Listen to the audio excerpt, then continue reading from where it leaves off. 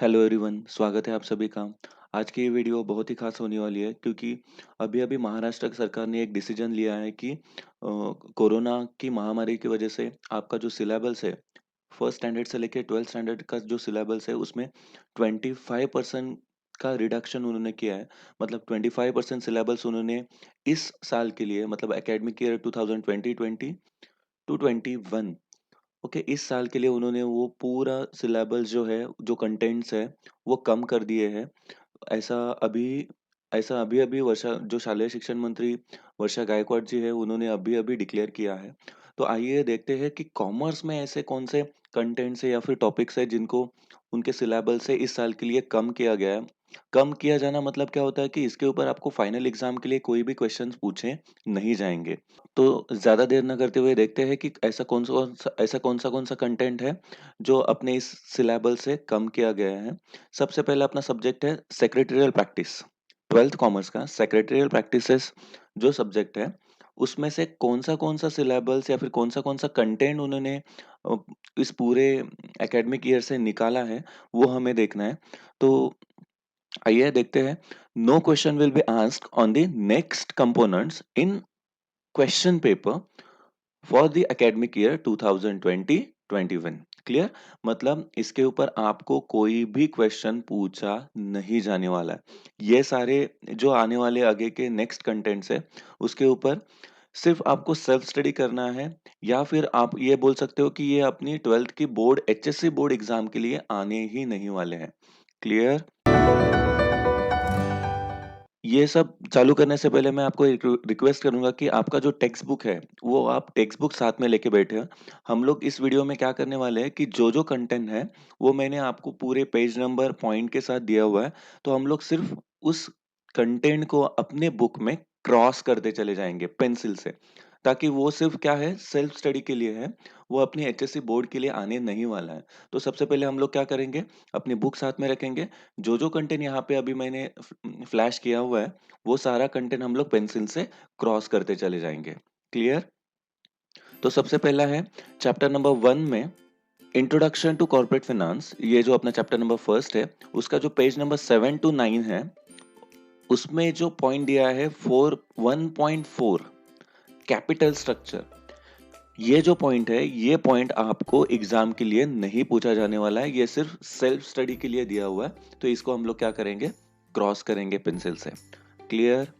Chapter number 2 में sources of corporate finance जो अपना चैप्टर नंबर 2 है, उसमें पेज नंबर 22 पे जो कंटेंट दिया है, पॉइंट नंबर है 2.1.2, that is determinants of retained earning. Determinants of retained earning, इस पॉइंट को आपको क्रॉस करना है। ये भी पॉइंट आपको एग्जाम में पूछा नहीं जाएगा। उसके बाद में सेम ही चैप्टर में पेज नंबर 28 टू 30, इन पेज नंबर के ऊपर पॉइंट नंबर दिए हैं 2.2.6 एंड 2.2.7।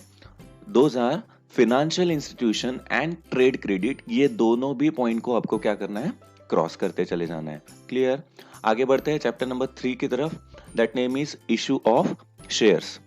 इश्यू ऑफ शेयर, ये जो चैप्टर है उसके अंदर जो page number 40 to 42, clear. Okay, page number 40 से लेके 42 तक जो पॉइंट है 3.1 classification of shares. Classification of shares, ये भी पॉइंट आपको एग्जाम में पूछा नहीं जाने वाला है। क्लियर। उसके बाद सेम टॉपिक में ओके पेज नंबर 51 टू 52 पे पॉइंट नंबर 3.4.2 जो दिया हुआ है procedure of allotment of share, ये भी आपको पूछा नहीं जाने वाला है। तो इसको भी आप क्या कर सकते हो, क्रॉस कर सकते हो अपने टेक्स्ट बुक में।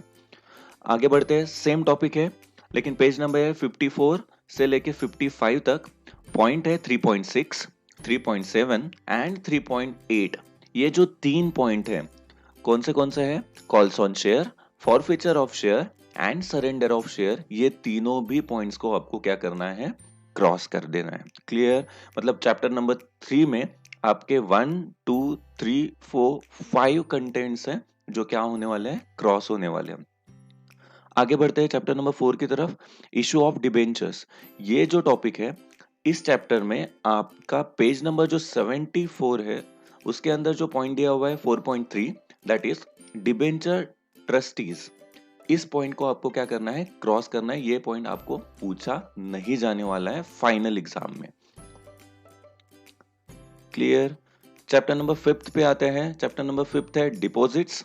डिपॉजिट्स के अंदर जो पेज नंबर 84 से लेके 85 में पॉइंट नंबर 5.3 जो दिया हुआ है, उसके अंदर जो procedure of accepting deposit from public, ये जो कंटेंट है, ये कंटेंट को आपको क्या करना है, क्रॉस करने वाला है, क्योंकि ये कंटेंट सिर्फ सेल्फ स्टडी के लिए ही रहने वाला है। Clear.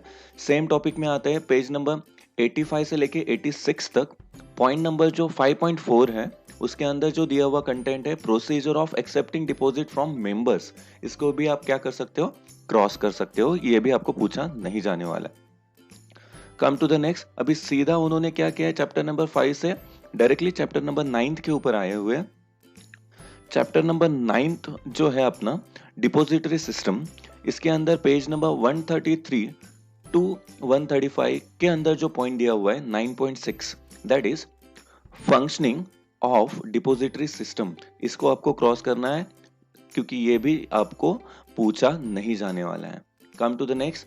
Chapter number 10 dividend and interest, उसके अंदर जो पेज नंबर 147 है, उसके अंदर दिया हुआ point number 10.5 functioning of depository system, इस पॉइंट को आपको क्या करना है, क्रॉस करना है।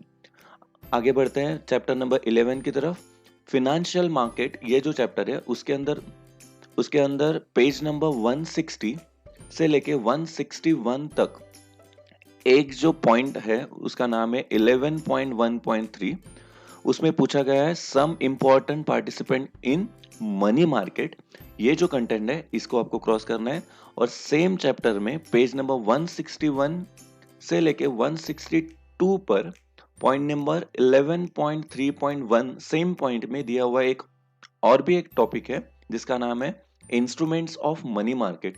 इन दोनों पॉइंट्स को आपको क्या करना है, क्रॉस कर देना है। Clear. Come to the next. जो आपका लास्ट चैप्टर है, चैप्टर नंबर 12 स्टॉक एक्सचेंज, इसके अंदर जो पेज नंबर है, पेज नंबर 173 से लेके 174 तक पॉइंट जो उन्होंने दिया हुआ है वो है 12.4।